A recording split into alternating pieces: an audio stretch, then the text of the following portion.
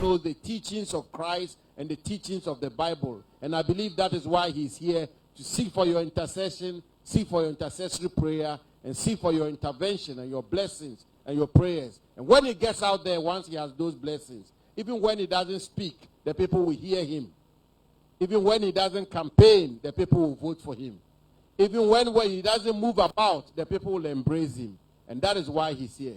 And that is why I stand on his behalf to welcome you very warmly and to say to you that we are in communion. We are together as one people, as one flesh, all of us, men and women of God, serving and worshiping one God. Thank you. God bless you. We welcome you. And I thank you very much. Thank you. Thank you so much, lawyer. Next on the bill is the general of all generals, the MP for Okere constituency, and the chairman for the 2024 campaign for the MPP, Chairman Dan Kweku Botwe. Thank you. Thank you very much. Eminent clergy, His Excellency, and your team,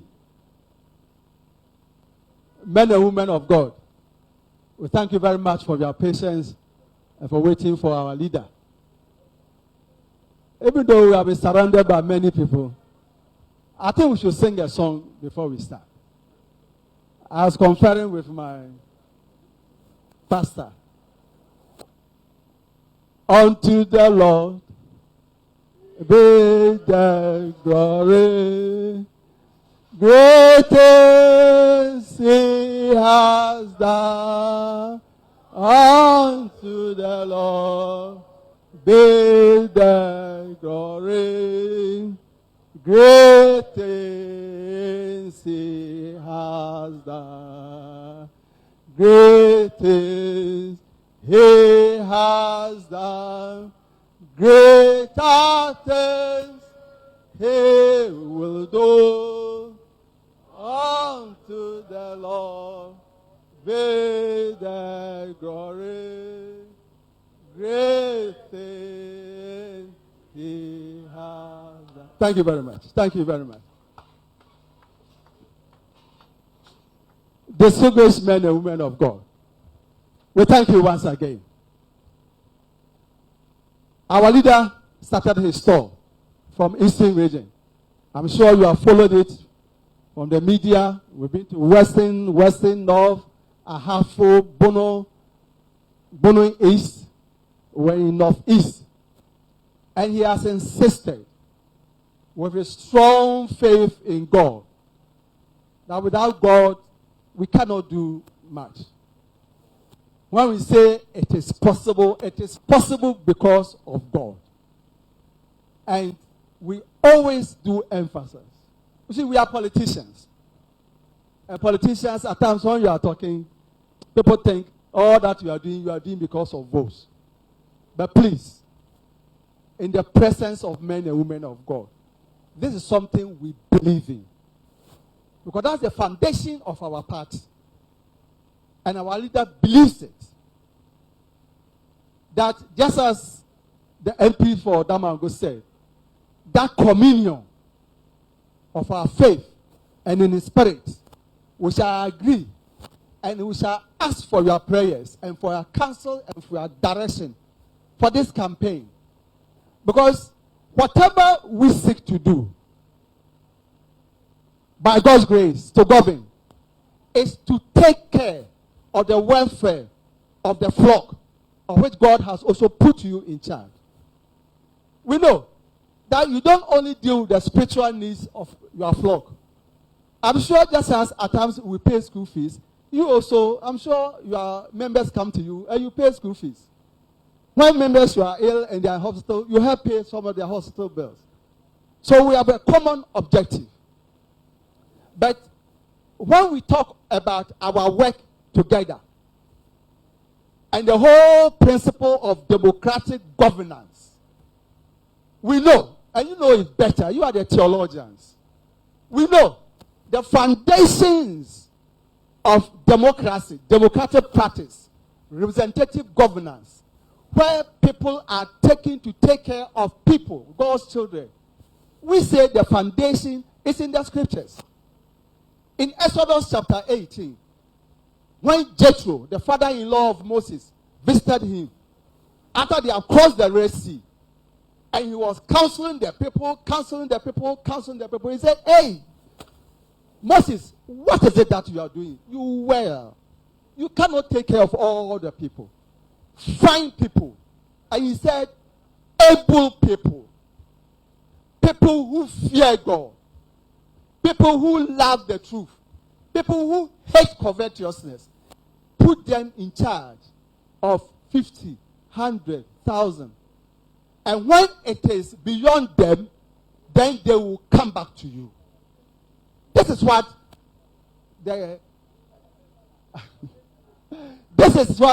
Jethro told Moses. So, democratic governance, representative governance, it's not by Pluto or Socrates, although the foundation is in the scriptures. And again, when you come to the New Testament, in Acts chapter 1, from 20 going, when Judas fell out, the Lord should have said, this is the name. He said, no. There should be elections. And before they cast the Lord, they prayed, the apostles prayed, Lord, who knows the hearts of men? Between Matthias and Barsabbas, select one for us. One who be able, one who fear God and serve God. So we are convinced and convicted of it. And that's why we say there's that communion in the spirit.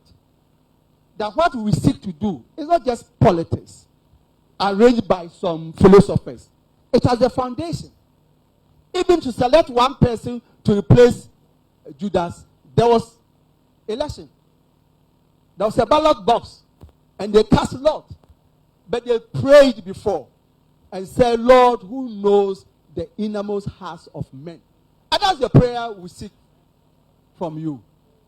We are not here to say that, oh, please, go and campaign for us from your pulpit. No. We are saying that as we pray, God who knows the innermost hearts of men, God who loves his flock, God who knows what is good for his people, to help us select the right person. We strongly believe, and we strongly suggest to you that we believe that our leader, Dr. Bawumia, fits into that person. But you see, we live in the society that you know better. So much propaganda, so much negative thinking. The crowd, they are not always right. They are not always right.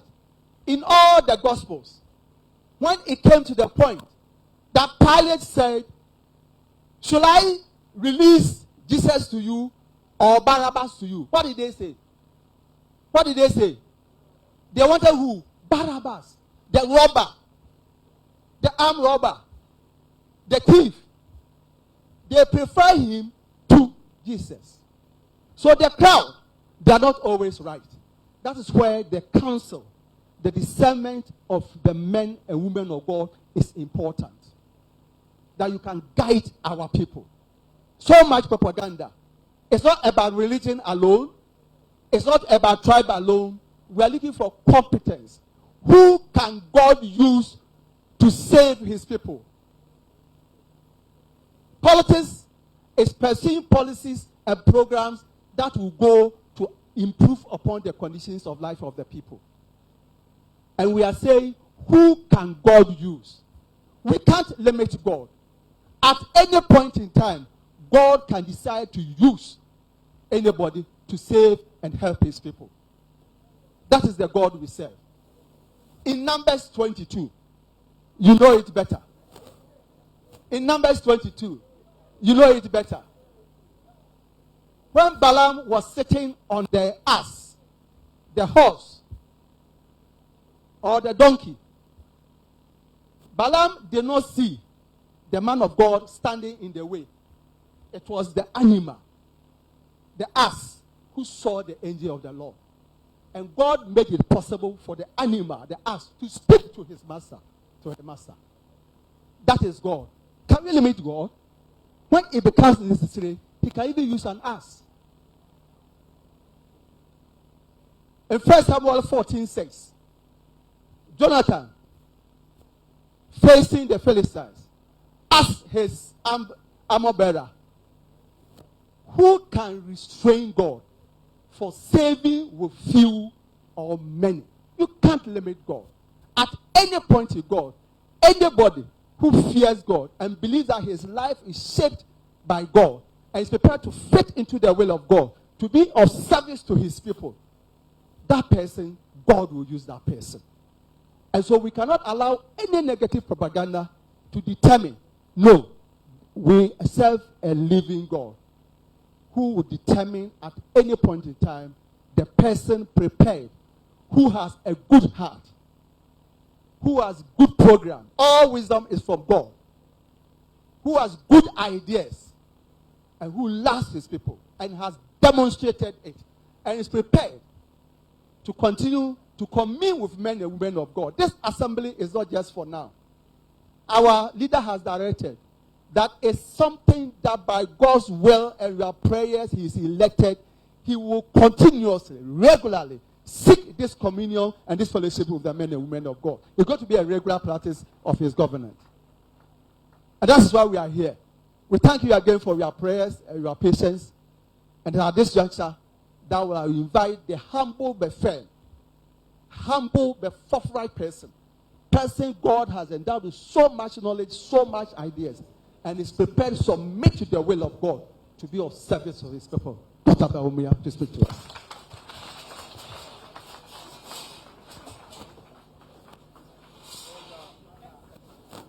Thank you very much.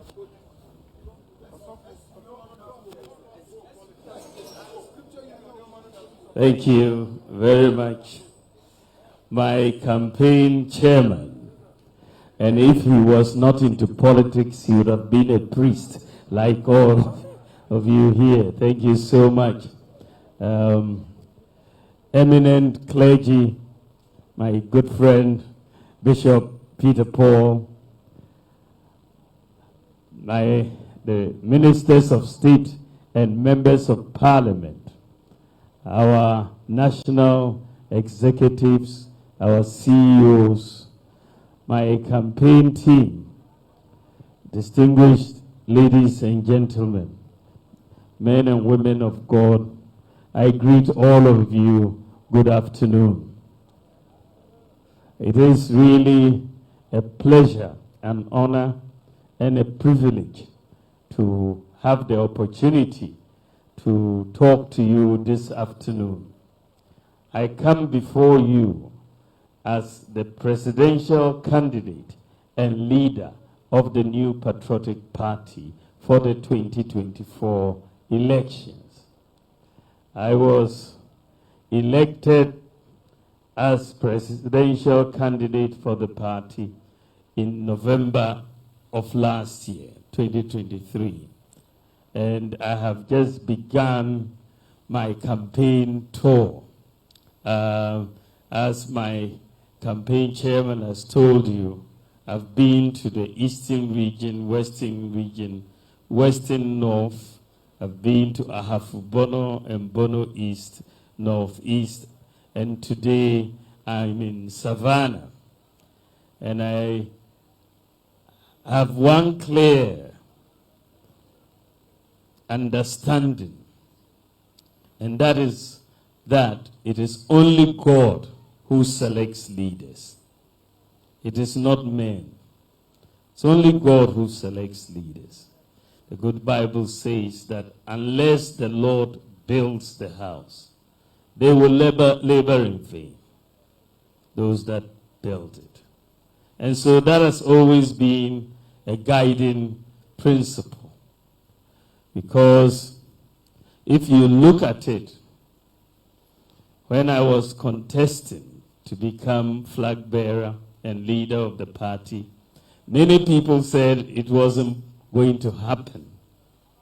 they said the MPP has never chosen someone from the north to lead them. But I said, if it is the will of God, it will happen. It is possible. And we went for the election, and it is clearly the will of God. I was elected with the highest margin of any first-time candidate in the MPP. And the MPP, as you know, is not a predominantly Muslim party. It is a predominantly Christian party. But I stood, and I was a Muslim, and I was elected to become the leader. That tells you about the diversity within our party, and I believe the workings of God, because God can use anybody to change a society. Anybody. His ways are not our ways. And in the Bible, you know of the story of Cyrus and how God used Cyrus to help the people of Israel. That is very there. Cyrus was even not a believer in God. He did not know God, but God still used him. A friend of mine who is a priest jokingly asked me, he said, "Can anything good come out of Wale Wale?" And I said, yes, if it is the will of God, something good can come out of Wale Wale.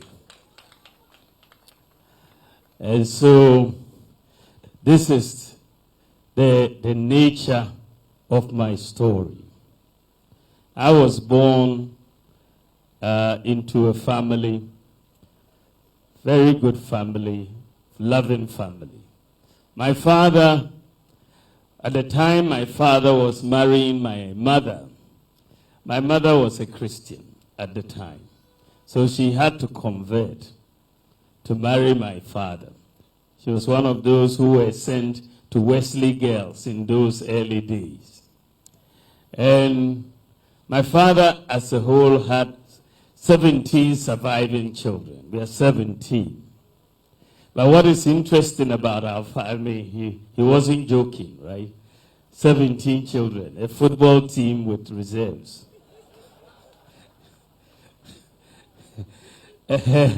He had 17 children. But one of the interesting things about us is that 9 of us are Christian and 8 of us are Muslim. The same family. The same family. And so, as a boy, I was a member of the Methodist Boys Brigade. I was a strong member of the Methodist Boys Brigade in Sakasaka. And then, today, I am vice president, and I am also a patron of the Methodist Boys Brigade of Ghana today.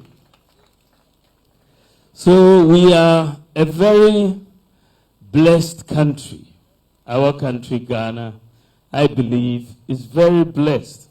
And we are blessed largely because of the religious tolerance that we have amongst the religions in Ghana. It's very special.